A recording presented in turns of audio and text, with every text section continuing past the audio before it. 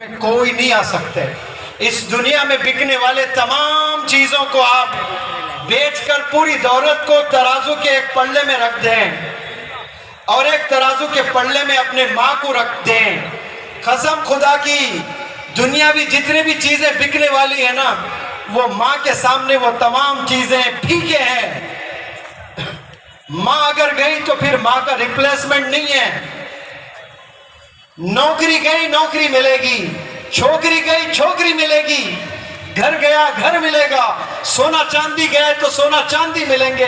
माँ चले गई तो फिर माँ नहीं मिलेगी। आप ढूंढते जाइए 222 कंट्रीज में, आपको चेहरे मिलेंगे। बहुत से लोग दूर से माँ की तरह देखेंगे और करीब जाओगे तो माँ नहीं दिखेगी आपको उनकी आंखों में। एक दफा ही मिलती है जिंदगी में माँ, दौलत रोजाना मिल सकती है आपको। माँ एक ही दफा मिलती है, बाप एक ही दफा मिलती है। हमने मारना नहीं है माँ बाप को, तकलीफ नहीं देना है वालिदैन को।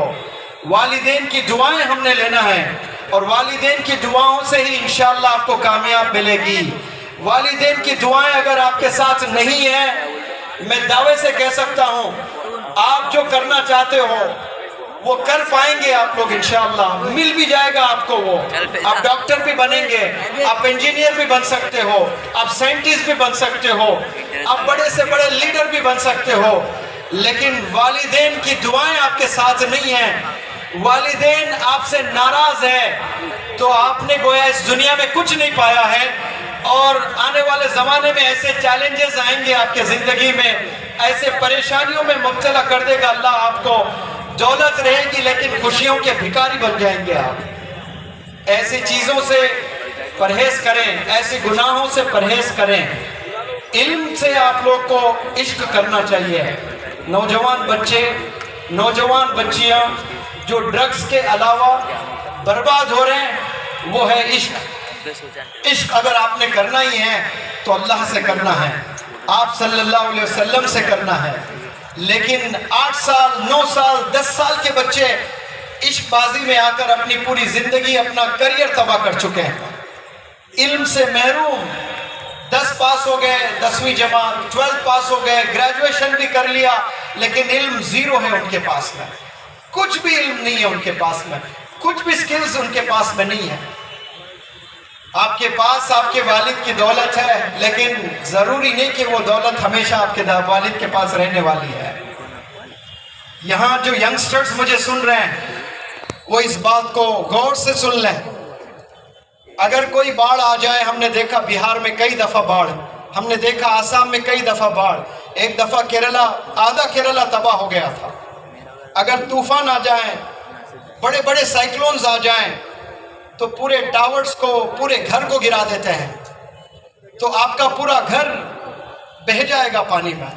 वालिदैन बह जा सकते हैं पानी में, आपके घर के जितने सामान हैं वो सारे सामान बह सकते हैं।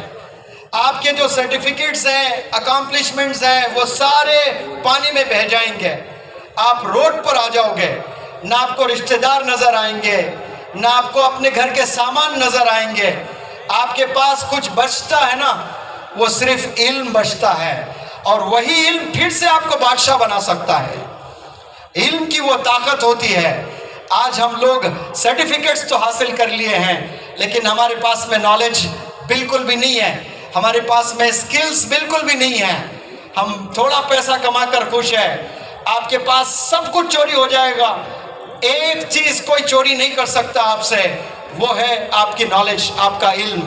वही हासिल करने को अल्लाह ने पहला मैसेज जो दिया ना, इक़रा, पढ़, इल्म हासिल कर, अपने आप को होशियार बना, धोखे से बच। वही चीज छोड़कर हम सारी चीज कर रहे हैं आज, तो फिर हमें नुकसान ही नुकसान होने वाला है। और मैं जितने भी, ये सूरत, ये गुजरात, ये बिजनेस का शहर है और बड़े बिजनेसमैन यहाँ पर हैं और पूरे गुजरात में हैं, और मैं बल्कि पूरे भारत के कम्युनिटीज़ को, ऑर्गेनाइजेशंस के हेड्स को, NGOs के हेड्स को और ज़िम्मेदारान को इस सूरत के, इस प्रोग्राम के प्लेटफॉर्म से एक मैसेज देना चाहता हूँ। और ये बहुत इम्पोर्टेंट आज का मैसेज है कि हम लोग जब मेहनत करके एक एम्पायर बनाते हैं, एक एनजीओ बनाते हैं, एक मशहूर ऑर्गेनाइजेशन बनाते हैं, एक स्कूल बनाते हैं, एक कॉलेज बनाते हैं, एक यूनिवर्सिटी बनाते हैं, और जब हमारी उम्र हो जाती है 60 साल की, तो हमारी कुर्सी पर हम लोग चाहते हैं कि मेरा ही बेटा बैठे यहाँ पर। ये भारत में हो रहा है, मेरा ही बेटा बैठना चाहिए, भले वो निकम्मा क्यों ना हो, उसे ही वो कुर्सी संभालना है। मैं माजिरत से कहता हूँ, तमाम स्कूल्स, कॉलेजेस, यूनिवर्सिटीज, हत्ता के कई मदारिस इन्वॉल्व है इसमें, और कितनों का नुकसान हो रहा है उसकी वजह से आपको शायद अंदाजा भी नहीं होगा। निकम्मा भी है तो लाकर उसको कुर्सी पर बिठा देते हैं और कौम को बिगाड़ने की एक प्लेटफॉर्म तैयार कर देते हो आप। लेकिन आप भारत को छोड़कर अमेरिका जाएं, देखें आप माइक्रोसॉफ्ट, देखें आप गूगल कंपनीज को। हैदराबाद के एक लड़के को, सत्या नडेला को, बिल गेट्स ने अपनी कुर्सी दिया है। अपने बेटे को नहीं दिया कुर्सी, टैलेंट को दिया है कुर्सी, क्रिएटिविटी को दिया है कुर्सी, इनोवेटिव को दिया है कुर्सी। और उसकी सैलरी पता है आपको क्या है?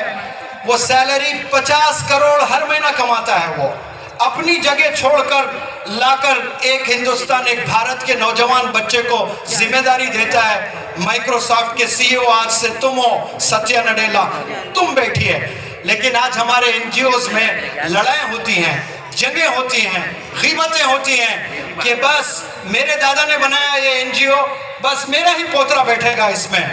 अब इसमें कितने इदारे तबाह हो गए हैं, कितने अंजुमन बंद पड़े हुए हैं, कितने इंस्टीट्यूशंस सिर्फ दीवारें हैं, कोई तालीम नहीं हो रही है। कितने एनजीओज हैं जो छोटा काम कर रहे हैं। वो लोग, बिल गेट्स की सोच कैसी है, आप थोड़ा सा गौर करें। लाकर किसको बिठाया है उसने बिठाया है टैलेंटेड इंडिविजुअल को, क्रिएटिव इंडिविजुअल को, इनोवेटिव इंडिविजुअल को, कॉन्फिडेंट इंडिविजुअल को। अगर मैं बात करूं गूगल की, तो उस बंदे की, वो भी सुंदर पिचाई जिसकी सैलरी 100 करोड़ है, उसको सीईओ बनाया गया है। आज मैं तमाम मुसलमान जितने भी एनजीओज हैं, इदारे हैं, मदारिस हैं, ऑर्गेनाइजेशंस हैं, वो जो कुर्सी मेन चेयरमैन की होती है, वो जिम्मेदार इंसान को मिलना चाहिए। वो जरूरी नहीं कि वो आपका बेटा ही हो। ये अलग बात है कि यहाँ मौलवी हुज़ैफा साहब बैठे हैं। ये मुझे इतनी खुशी हुई जब मौलवी हुज़ैफा साहब से मैं 2 साल पहले मुलाकात किया था। मैंने कहा कि मौलवी हुज़ैफा साहब, ये मेरा ख्वाब है कि सेकंड जनरेशन को बचाऊं। 90% वालिदैन मेहनत करके एम्पायर खड़ा करते हैं, खून पसीना एक कर देते हैं, उसके बाद एक एम्पायर खड़ा होता है और उसका नौजवान बच्चा पूरा एम्पायर को कोलैप्स कर देता है। एक नहीं, मैं नाम नहीं लेना चाहता हूं, ऐसे भारत के कितने कोनों में ले आकर दिखाऊं मैं, जो अपने दादा की जायदाद, अपने बाप की जायदाद को टोटली कोलैप्स कर दिया है। एक प्रोग्राम में मैं था, गुलाम मस्तानवी साहब कह रहे थे कि मेरा बेटा मुझसे ज्यादा सखी है, क्योंकि अभी मैंने 400 उलमा को रमजान में 40 दिन पढ़ाया था। 400 उलमा को रमजान के महीने में। और जब कॉन्वोकेशन की बारी आई थी, एक दिन में 7.5 लाख रुपए मौलाना हुज़ैफा साहब ने बच्चों को दिया है, जो बच्चे अटेंड किए हैं। मैंने पूछा कि मौलवी हुज़ैफा साहब, आप पैसे देकर बच्चों को तबाह कर रहे हो, खराब कर रहे हो, नहीं देना चाहिए। तो पता है क्या बोला मौलाना ने कहा कि ये बच्चे रमजान में तरावी पढ़ते हैं तो इनको हदिया मिलता है। ये कुर्बानी देकर यहाँ पर 40 दिन रुके हैं।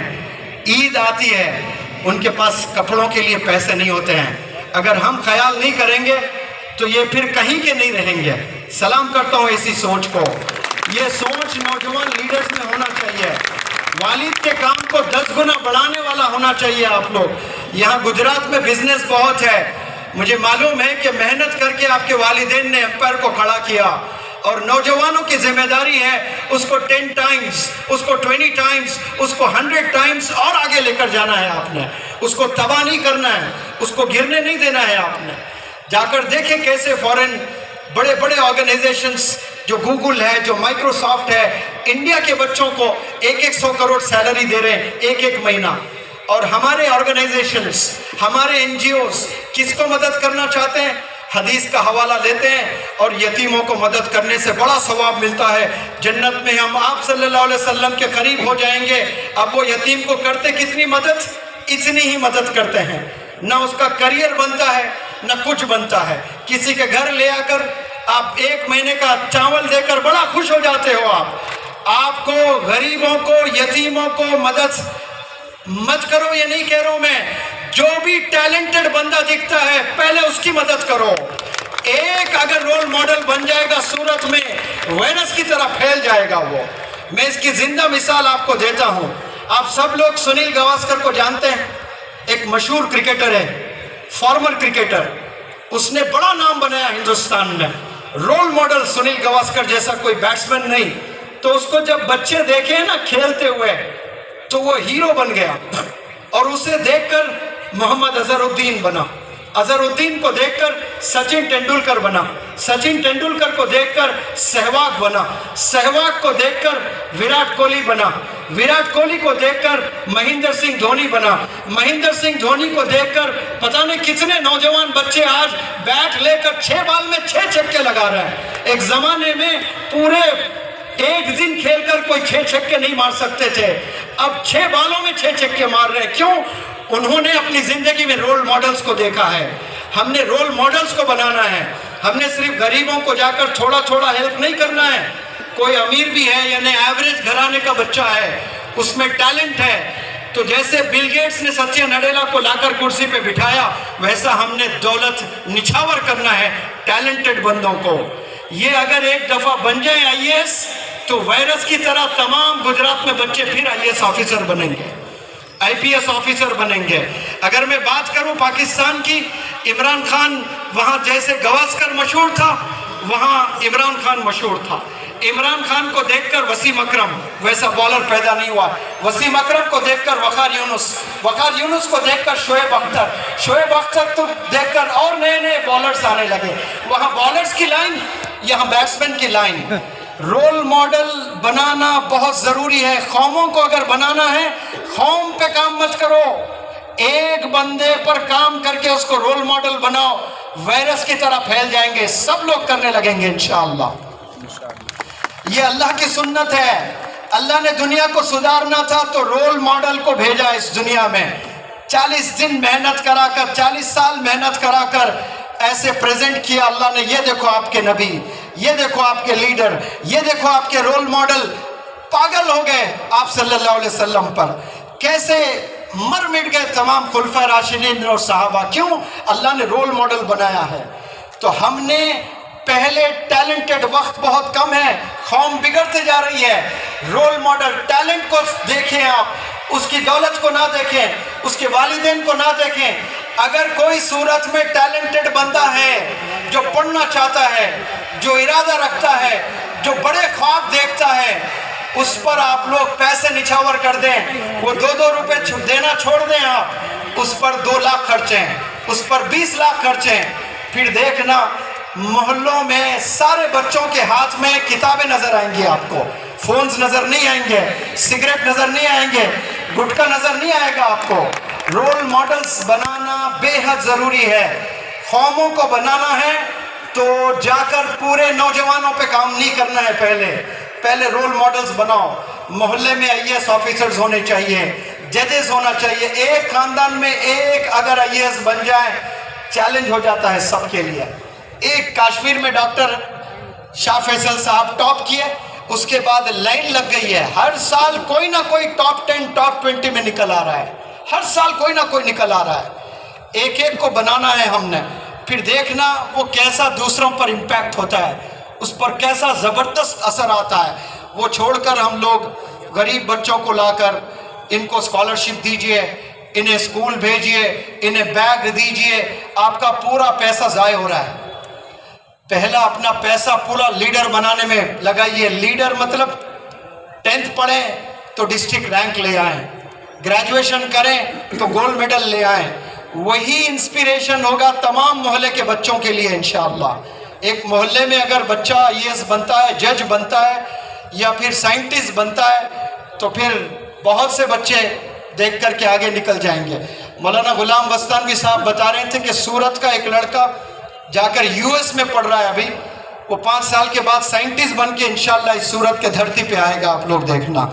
मुझे नाम याद नहीं है, लेकिन वो बहुत बड़ी पढ़ाई करने के लिए यूएस से गया हुआ है। वो एक आ जाए यहाँ पर, फिर देखिए कैसा आप सब पर वो इंस्पिरेशन होगा, रोल मॉडल बन जाएगा। हमने मेहनत करना है ऐसे बच्चों पर, और जिम्मेदारी जो देनी है ना, हमने इंस्टीट्यूशंस के चेयरमैन हैं, वो टैलेंटेड बंदों को देना है, वो विजनरी बंदों को देना है, तभी जाकर। अच्छा हाँ, ये कह रहे हैं कि मैं जिस बच्चे का जिक्र कर रहा हूँ वो कहीं यहीं पर बंदा है माशाअल्लाह, नाम जाकिर है, अल्लाह कबूल फरमाए, उस बंदे को साइंटिस्ट भी बना दें। हाँ मेमन बच्चा, मेरे लिए मेमन नहीं, मेरे लिए इंडियन काफ़ी है। सारे बच्चे मेरे बच्चे हैं, कौन से कम्युनिटी से है ये मैं नहीं देखता हूँ, वो इस धरती का बच्चा है, उसे कामयाब होना है, ये हमें पहले फोकस करना चाहिए। हिंदुओं पर हमें मेहनत करना है, मुसलमानों पर हमने मेहनत करना है। रहमतुल मुस्लिमीन बनाकर नहीं भेजे थे अल्लाह ने आप सल्लल्लाहु अलैहि वसल्लम को, रहमतुल आलमीन बनाकर भेजे, यानी पूरे आलम पर रहमत। तो आप अगर आप सल्लल्लाहु अलैहि वसल्लम के आशिक हैं तो फिर आपकी रहमत तमाम लोगों पर होना चाहिए, आपने सबको मोहब्बत करना चाहिए, आपने पूरों से इसके साथ इंसाफ करना चाहिए। और मुझे यकीन है कि यहाँ ऐसे बहुत से मोटिवेशनल टॉक्स आप लोग आने वाले दिनों में भी रखेंगे और नौजवानों पर काम करेंगे। और मैं भी कोशिश करता हूँ कि यहाँ आता रहूँ और नौजवान बच्चों से मैं इंटरेक्ट करूँ। ये मेरा पहला प्रोग्राम इस प्यारे सूरत में यहाँ आप लोगों ने किया है। आने वाले दिनों में मैं इंशाअल्लाह बहुत ज़बरदस्त काम करूँगा। और कुछ नौजवान बच्चे वालिदैन की जो शिकायत करते हैं कि मुझे रिसोर्सेस नहीं है, हमारे पास पैसे नहीं है, वालिदैन ने मुझे पढ़ाया नहीं, मैं पढ़ना चाहता हूँ, ऐसा भी एक तबका है जो वालिदैन से शिकायत करते हैं, वालिदैन से नाराज़ हैं। तो क्या डॉक्टर आप एपीजे कलाम साहब के पास में ढेर सारा पैसा था? कोई एनजीओ डॉक्टर एपीजे कलाम साहब के पास नहीं गया था। जब वो न्यूज़पेपर्स घर में डाल रहे थे, कोई एनजीओ उनके पास नहीं गया। किसी ने नहीं कहा कि बेटा ये उम्र पढ़ाई की है, ये उम्र न्यूज़पेपर्स डालने की नहीं है। कोई एमएलए नहीं गया था, कोई चीफ मिनिस्टर नहीं गया था, कोई एनजीओ का बंदा उनके पास नहीं गया था। लेकिन आपके सीने में आग थी, जेब में पैसे नहीं थे, रिसोर्सेस नहीं थी, जुनून था कुछ करने का। तो पूरी दुनिया आज पहचानती है डॉक्टर एपीजे कलाम साहब को। क्यों? आपके सीने में जो आग थी। ये आग होना ज़रूरी है, ये चाहत होना ज़रूरी है कि मुझे कुछ लाइफ में करना है। आप कूड़े में भी पैदा होना, आप स्लम्स में भी ज़िंदगी गुजर रही है, लेकिन एक दफ़ा दिल में चाहत आपकी आती है कि मुझे कुछ करना है, तो फिर आपको रिसोर्सेज की ज़रूरत नहीं है। अल्लाह सुब्हानहू व तआला ऐसे असबाब बनाता रहेगा आपके लिए, ऐसी ज़बरदस्त प्रोग्रामिंग करेगा इंशाअल्लाह अल्लाह आपके लिए। आप आसानी से अपनी मंजिल तक जाएंगे। पहले आपने नीयत करना है, आप नीयत करेंगे, मेहनत करेंगे, रास्ता अल्लाह सुब्हानहू व तआला आपको खुद ब खुद दिखाते जाएगा। आपने आज अहद कर लें कि आपने पोस्ट ग्रेजुएशन करना ज़रूर है। बहुत से बिजनेस के बच्चों को मैंने देखा, वालिदैन को बिगाड़ते हुए। वालिदैन ये कहते हैं कि मेरे बेटे को पढ़ाई की ज़रूरत नहीं है, मैंने बहुत कमाया है, बहुत अच्छी ज़िंदगी गुजारनी है, लाकर फिर कुर्सी पर बिठा देते हैं। उसकी उम्र 15 साल, उसको वो जिम्मेदारी दे देते हैं और वो तबाही की तरफ जाता है। एजुकेशन बहुत ज़रूरी है, वरना ऐसे जाहिलों को भी मैंने देखा है जिनके बैंकों में हज़ारों करोड़ है, लेकिन बात करने का तरीका नहीं है। छोटे बड़े कौन नहीं पता है उनको, अदब जिंदगी में नहीं है उनके पास कुछ है तो सिर्फ दौलत है, दौलत का नशा है, एरोगेंस है, घमंड है कि मैं पैसों से कुछ भी कर सकता हूँ। एजुकेशन हर बंदे को ज़रूरी है, वो गरीब क्यों ना हो, वो अमीर क्यों ना हो। ये अदब आता है, किससे कैसे बात करना। आप जापान में जाएं, वहाँ डिसिप्लिन देखें। पहले 7 साल बच्चों को टीचर टॉयलेट साफ करवाना सिखाती है, टीचर बच्चे मिलकर टॉयलेट साफ करते हैं। यहाँ अगर सूरत में अगर मुनव्वर जमा कोई स्कूल कायम कर दें और आपके बच्चों को टॉयलेट साफ करवाऊँ फिर तो आप AK-47 लेकर आ जाएंगे मेरे पास में कि मेरे बच्चे से टॉयलेट ये साफ करवाते हो। पहले 7 साल तक क्लासरूम साफ करवाते हैं, खाना खाने के बाद बच्चे खुद बर्तन धोना होता है उनको। तो वो जब बूढ़े हो जाते ना, 40 साल 50 साल 60 साल, वो जापानीज कभी रोड पर थूकता नहीं है, अपनी धरती को बहुत चाहता है वो। कोई हाथ में पेपर आ जावे, कुछ खा रहे हैं तो 2 घंटे हाथ में वही पेपर रहेगा, जमीन पे फेंकता नहीं, वो कचरा नहीं डालता। आज हम लोग सड़क पर जाएं, कितना गुटखा खाकर थूकते हैं, कितनी चीजें फेंक देते हैं, कितनी गंदगी करते हैं। और फिर हम लोग भारत की बड़ी तारीफ भी करते हैं। फिर भारत की तारीफ करने वालों, भारत की धरती से मोहब्बत करने वालों, धरती को साफ रखो, गुटखे खाकर गंदे मत करो, सिगरेट पीकर फेंका मत करो रोड पर। आप सब लोगों से मैं अपील करता हूं कि आप सब लोग ये डिसिप्लिन, ये डिसेंसी अपने जिंदगी में ले आए। इसी से कामयाबी है। सिर्फ पढ़ाई आपने कर ली, ग्रेजुएशन आपने कर लिया, नौकरी आपको मिल गई, तो इससे तमाम कामयाबी नहीं मिलने वाली है। बच्चों को